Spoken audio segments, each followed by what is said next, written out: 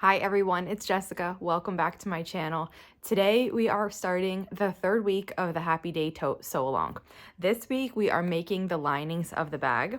One of the linings has this welt zipper and pocket, and the other side of the lining has a slip pocket. So let's get started. So far we have made the outsides of our bags. We quilted these, we made the straps. Last week we made the pocket and attached it, and then we attached the straps that we made. And now we have the front and back of our bag complete. So this week we're working on the inside. This is one of my inside of my bag's lining. This is a fat quarter, and then this strip of fabric. Now I did get a question like, how come there's no cutting instructions for the lining of the bag? Because you don't need to cut these fat quarters. You just lay it and in this orientation and attach your strip to the top. We will be trimming this, so some of this fat quarter won't get used at the bottom, but I think it's just easier to sew your strip and trim it off later than to trim it beforehand. So I have two of these. One will get my slip pocket and one will get my zipper pocket. We're gonna work on the slip pocket first. Mine's roughly prepared. So what I do is I take the fabric that we cut for the slip pocket, and then it's this big rectangle, and I fold it in half and press it. After I folded it in half and pressed it, I open it back up and I insert the decor bond. I align it at the top where the crease is, and then just let this little bit at the bottom not have any. That's intentional. Then I fold it back up and make sure that you fuse the decor bond by the instructions that came with it. So now I have my rough pocket. The first thing that I'm going to do is just sew across the top with a 1/4 of an inch seam allowance, just to give me a top stitch along here. There's my top stitch.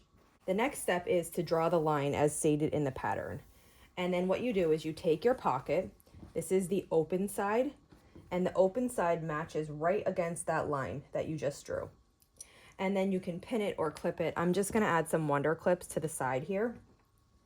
This is just to hold it in place until I get it to the sewing machine so it doesn't slip on me. I have this piece here, and what we're going to do is we're going to sew a 1/4 inch from this raw edge. If you're worried about staying straight on this, you can draw a line on the inside of the pocket here, a 1/4 inch up from the raw edge, and then just sew right on that line. That would work totally fine. Okay, now we can unclip it. I'm going to fold this up. And I think I always find it's easiest to press this now, because what this wants to do, because of the thickness of the interfacing, is it wants to have this seam allowance go down like that. But what we actually want to happen is it to fold right on the line we just sewed, so that it's like that instead. Okay, so it wants to do this. It wants to take that whole seam allowance and fold it down like that. We don't want that. We want it to actually, I usually take a minute to crease it with my fingers.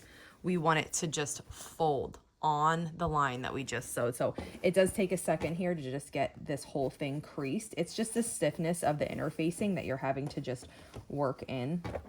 If you're struggling to get this to lay nice and flat, take it to the iron. The first time we're gonna sew across here, we're gonna sew really close to the edge, kind of like as close as we can go to the edge.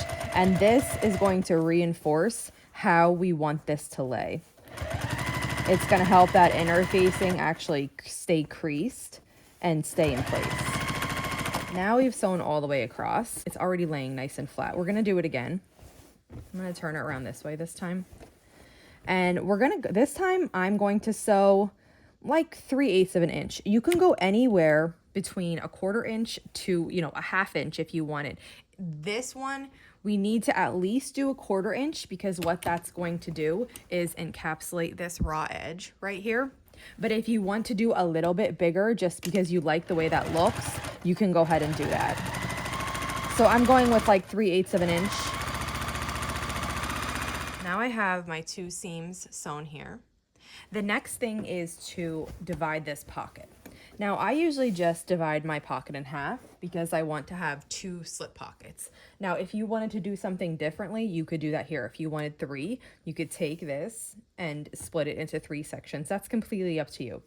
I do like to just mark my straightness with a ruler because I don't actually even try to get these two pockets equal. I'm fine if one's a little smaller and one's a little bigger, but I do want that line to be straight. I just bring my ruler over and I have a water-soluble marker because this line that you draw, you will see it. And then I'm just going to, ideally the ruler should span the whole thing, but I'm just going to start the line and then I'll just move my ruler down and continue it. So that's the line I'm going to sew on just to split mine into two pockets. Now when I do this, I start at the top. I actually start on the fat quarter that's behind the pocket because I really want to get this secure. So I start there and then I sew down and I backstitch like 3 or 4 times. And then once I do that, I just sew on the line that I drew. And when I get to the bottom, I'm gonna do the backstitching again. I'm more concerned with the backstitching at the top than the bottom because when you're putting stuff in this pocket, this is the area that's gonna get the tension. And now what we're going to do is trim this. So follow the pattern and trim this pocket to size. I've trimmed this to size now and I have my corners cut out at the bottom. And the final thing is to just do a basting stitch on both edges of this pocket. So when I'm doing this, I'm staying as close to the edge as possible, between like 1/8 and 1/16 of an inch. And this is gonna help hold the pocket into place until we sew the bag together. So now this edge is secured and then I just turn the whole thing around and then we're gonna repeat that on this other side. Now this is the slip pocket side of the bag ready to go. So this is finished. We can set it aside until we start to assemble next week. And now we're on to the zipper side of the bag. And I know this is a side that people are very worried about, but really you don't have to worry. We're gonna walk right through it. Zippers seem tricky, but I promise they're not. And I feel really that this style, this welt zipper, is the easiest of them all. So let's just get right to it. This is the other fat quarter of my bag with the strip across. And again, the interfacing is already fused to the back. For this side of the bag, we have 2 identical pieces. I mean, you could use different fabrics if you wanted, a different fabric for each, but we need a front and a back of the zipper pocket and they're cut to the identical size. So I'm just gonna set one aside and we're gonna deal with one of them right now. Now this one, what I'm going to do is mark a set of lines. Now these lines, their exact details are listed in the pattern. You're just going to mark those lines on the wrong side of your fabric. I'm using water-soluble marker, but I think you could use pencil if you wanted. It's on the back and it's gonna be in the inside of the bag. So I really don't think that, you'll even notice it. I have the lines drawn. And when we're lining up our pocket, we're going to just take the pocket. We're gonna center it visually from left to right. Now, if you want to actually fold it in half and measure that it's perfectly centered, you can do that. I usually just visually measure it. And this is the placement that it's going to be. Now, to give the zipper a little bit more structure, we're adding one more piece of this shear weight interfacing to the back. So just knowing that this is the placement of it, you can crease it. If you want, you can fold it in half. Like I said, I usually just do it, but I can see those creases there now. I have my extra piece of interfacing. We're flipping it to the back, which already has interfacing on it. And we're adding this extra piece of interfacing just right like that. So I'm gonna fuse this to it before we continue. I have that rectangle fused right exactly where I showed you. So now when I flip this back over, there is extra interfacing in this area. We're gonna take the piece that we drew the lines on, and again, you can visually center it, or you can fold this in half and mark the center, and then fold this in half and mark the center. And then you can just pin it into place. I usually just use a few pins, kind of like one on each side, one across the top here, and then I'll put one underneath. And now we're going to sew. So let's go to the sewing machine. I like to turn my stitch length down when I'm doing this. I don't know that that's specifically necessary, but I do like it when I do it. So I'm like at a 1.5. What I'm going to do is I'm gonna start on the top line. So it might be difficult for you to see, but in person, it's easy for me to see here. There is a rectangle line from all of our lines intersecting. So we have it here, it goes all the way down across the bottom here, back up. And that is what we're sewing on, okay? That rectangle line. I'm gonna start in the middle on the top line. I just drop my foot right on that line, and then I start with a small back stitch. Now I'm going to sew on this line. Staying on the line is important. It is what gives your zipper area just a really nice sharp look. And I'm making sure that I'm sewing to the point where our lines intersect, and then I'm stopping, lifting up my foot, and turning it, okay? You're going to just sew completely around this rectangle. Also, even though I say stay on the line, like if you mess up, this is a zipper. It's not that big of a deal. Like you can pick it out and try again. It's no problem. And if your fabric has been picked so many times that you feel like you need to start with new fabric, just start with new fabric. It's okay. I know it will be a setback for your bag and it feels disappointing, but this is how you learn.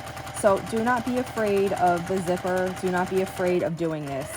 The more you do it, the better you get, the more comfortable you will be. So I went all the way across the bottom. I have this little short side now. And then I have to go back across the top here. I'm gonna pull that out, it's gonna get in my way. And I'm going to then meet where I started. I'll overlap just like a tiny, tiny bit. And I'll do a little back stitch. And then I'm gonna cut. So let me show you what this looks like now. I'm gonna take my pins and I'll show you my rectangle. This is what it looks like. So you can see I had drawn those lines. There were two horizontal and a vertical here and a vertical here. Where those lines intersect formed a rectangle, and I sewed all the way around the rectangle as straightly and neatly as I could. Now this part is gonna feel scary too, but we can do it. So we're gonna take a ruler and we're going to line the 1/4 inch up on the line we just sewed. So the 1/4 inch of my ruler is along the bottom of the rectangle. I like to do this with a mechanical pencil because you can get closer to the ruler without adding too much to it. So I draw a line across the center of the rectangle. This rectangle is a 1/2 inch tall. So a 1/4 inch up, I draw my line, and then I still have a 1/4 inch on the other side of that. Now at the corners, I come to the short corner and I just draw a little 1/4 inch line. This is just to help with the formation of the V's that we're going to draw. You don't necessarily have to draw this 1/4 inch line. I do feel like when you're starting out, this is a little bit of a helper to you. So now I have something that looks like this. And then what I do is I come to this corner here where my 1/4 inch line intersects the center 1/4 inch line. I just draw a straight line from the corner. And then I do that on the other side too, just like that. So it looks somewhat like an arrow. And then I repeat that on the bottom side here. So there and there. And now my piece looks like this. The next thing we're going to do is use the rotary cutter. I like to use the rotary cutter actually. If you feel more comfortable with scissors, do that. We're gonna cut, we're not cutting the diagonals yet. We're only cutting the straight line, and we're stopping before we get to these diagonals. So I usually just do a little bit at a time. I line my ruler up again on my 1/4 inch of my ruler on the dotted line where we sewed, the bottom of the rectangle. And then I just cut across, and I'm stopping before I get to those diagonals. Now it looks like this. This is open in the center, but I didn't cut through here yet. We're going to snip where those little V's are. So you need a good sharp pair of scissors to do this. And we're gonna come to the open line, and we're just gonna snip toward this corner. You can go close to the corner, but you cannot go through it. You don't want to cut anywhere where you sewed. You're just kind of going very close to it and stopping just shy. So if you can see my corners there and see how my scissors are stopping before it, If you cut through it, you will have to just unpick and sew that again because it will just come apart on you. So I'm repeating this on the other side. You can see my corner is here. I'm gonna go just shy of it to there. See how I'm just shy of it? And then, so you do this 4 times total, once at every diagonal. Now your piece just looks like this. You have this big cut in the middle and you have these diagonal cuts toward the end. To me, this is where it starts to get fun, okay? Because this is like magic.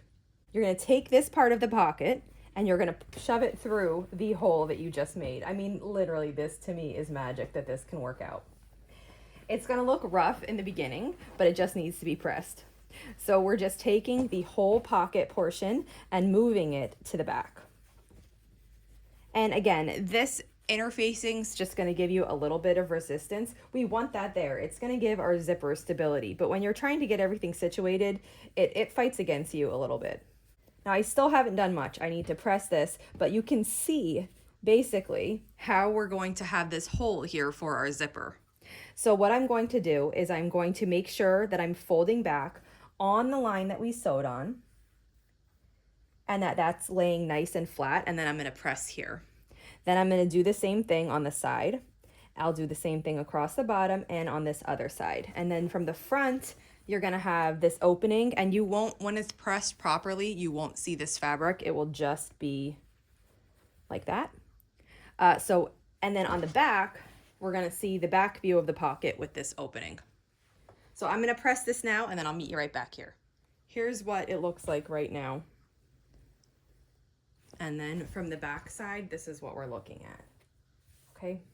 I also wanted to mention that now, once you have this pressed, take the time to press the bottom seam of your pocket 1/2 inch on to the wrong side. Okay, so this is 1/2 inch pressed up to the wrong side of the fabric, and it's just going to lay like that. Now we're going to add our zipper. So I'm using Zipper by the Yard. I have this zipper, and here are my pulls. Now for zipper length, you usually call for a bigger zipper than you actually need. It's helpful to have it be bigger and have room to work on the sides. The zipper that I called for in the pattern is actually bigger than the zipper we need, but that's intentional to give us some room on each side. Now for Zipper by the Yard, I was always perplexed by this before I tried it out and used it. It comes in a roll like this of zipper tape, and it's already closed. So you cut off what you need. And I usually cut, like I said, bigger than what I actually need. And then, you know, if you want to do a double pull, you can take 2 pulls. And if you want to do a single pull, just take 1. And basically, what's so nice about Zipper by the Yard is that you can just determine how big you want your zipper and cut it. And then, like I said, if you want to do a double pull, a single pull, whatever you want, it's up to you, which is really nice. So now we need to put the zipper pull onto the Zipper by the Yard. There are like holders and things that can help you do this. I kind of just have struggled through it and learned to do it, but it's up to you on if you want to look for a holder. Like one holder can hold each side of it while you put it on, but you just split it open a little bit. And then I feed one side in, but you can't go all the way like this because you'll never get the teeth of this one to fit. So it's just a little bit, kind of like till right before the sides go on. So I just kind of get it in that position and hold it there. And then with the other hand, I slip it in, and I hope that their teeth are meeting. And then you just hold the zipper down and pull. And now, you know, your zipper pull is going to go this way. So I zip it to the other end, and then I open this end. And then this is how we use it. This is ready to go. So you can decide on your bag what side you want your zipper pull on. It's often, you know, traditional to put the zipper pull on the right when it's closed, and then you open it right to left. You know, left-handed people might want it the other way, or you might decide that you want it the other way. Whatever you want, it's your bag, so you get to decide. Now, since we have extra zipper tape, I'm making sure that my zipper tape is extending. I can feel it extending about this far past the pocket on both sides. And I need to put my zipper pull to the middle, which I will, but I'm just kind of trying to center this quick. To me, this part is the struggle, getting the zipper centered and pinning it. Because this is thick, I find that it's hard to get this pinned, and I end up usually just eyeballing it. But I do start with 1 or 2 pins kind of holding it until I start sewing, and then I usually remove them and I just go by eyeball. But what I'm trying to do is center the actual teeth into the middle so that there's equal parts of fabric on either side. That looks good. And then I'm just going to move my zipper pull into the picture so we can see it. If you sewed it with the zipper pull on the outside like this, you wouldn't be able to get the zipper pull back, because what would happen is the seam line would stop the zipper from moving. So I usually get the zipper pull into the picture a little bit, and then sometimes I just put a pin here to help keep the teeth on the back side together, and I'll show you that in 1 second. So when you open the zipper pull, the teeth have a tendency to split, you know, like that. So if I just put a pin like this for right now, just to help hold these zipper teeth closed, it's going to help a lot. And now we need to sew the zipper to the bag. I'm going to start here, and I do have a zipper foot on. So a zipper foot is just like a regular flat foot, but it's really skinny, and it lets you get close to the zipper without the side of the foot getting in the way.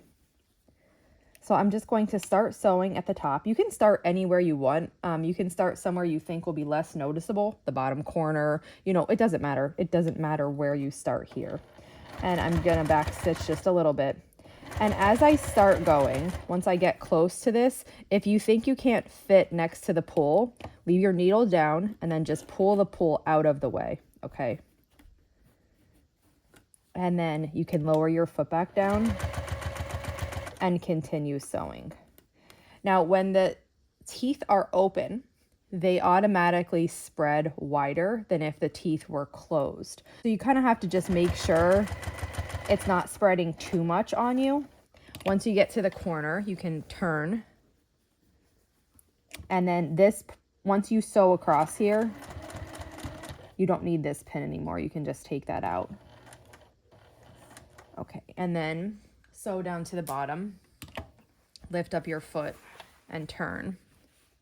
And I'm going to sew just a little bit forward, and then I'm going to get the pull just out of the way again. So I'm going to sew just a little bit forward here, enough room to put the zipper pull back there, and then I'm just going to zip it. I much prefer sewing with the zipper pull closed. There is a part of it where you do have to just unzip it so you can move past it, and then you can zip it again. And then we'll just continue sewing on this. I'm trying to stay like really close to this edge here. Here's the point where I find like the pins are starting to annoy me. And then I just take them out. I'll probably take that other one out in a minute. I just eyeball that that's in the middle and sew down here.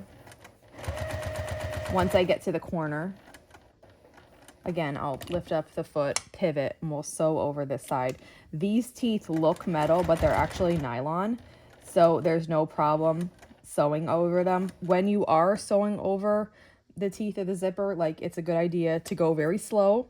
It's a good idea, if you have a tendency to go forward like this, to back up just in case something breaks. You don't want it like flying and hitting your eye. You could wear safety glasses if you were nervous about that. If you're using an actual metal zipper, just go really, really slow over the teeth. And then we're going to, let me just trim this thread right here. And then we're going to just finish sewing along this line back to where we started.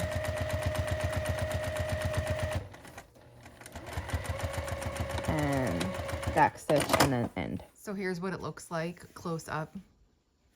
I think it looks fantastic. Now when you open this, we don't have a pocket on the back yet, but we will. So let's do that now. I open the zipper about halfway now and flip it over to the back.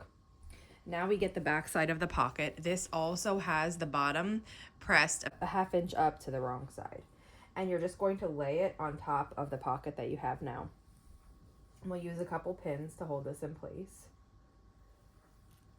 I usually just do like one on the sides, one at the top, and then that's it. Leave the bottom open. We're not going to sew the bottom now. The bottom has to be left open. That's important for turning our bag later.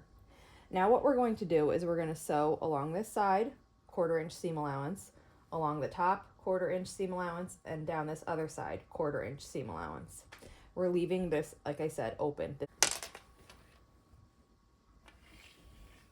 Now I do trim the excess zipper tape, and I usually wait till I get to this point to do it. So what I do is I fold back. You can see the seam line right here, and then I just come on the other side of it and just trim it. And then we're going to sew, I'm going to sew this side first. So what I do is I just pick it up, and you can see my pocket's pinned together, but it's not pinned to the bag. And then I just fold the bag out of the way. And then we're gonna sew down this side, like I said, with a 1/4 inch seam allowance.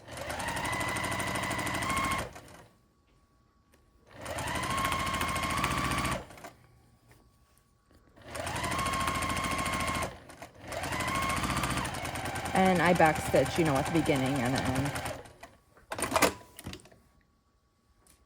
Then we're going to repeat that on the other side. So I'm just picking the whole bag up and turning it around.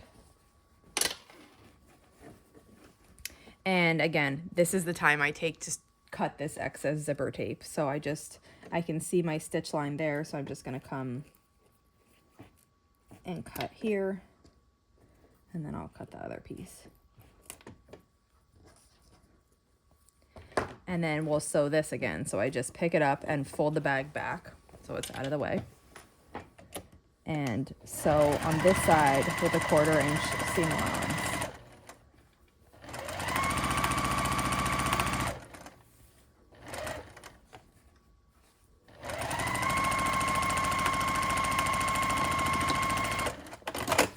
And then I'll take this pin out.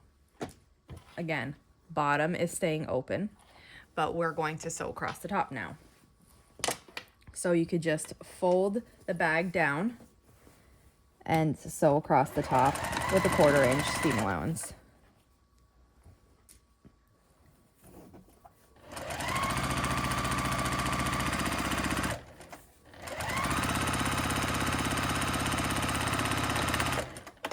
Okay, and now the pocket is attached. So when we open this now, we actually have a pocket in here. Now, it can't hold anything because the bottom is open, remember, so it will just fall right out the bottom, but that will get sewn together eventually. So we have completed the pocket for this. The final step for this side of the bag is to trim it and then cut out the corners.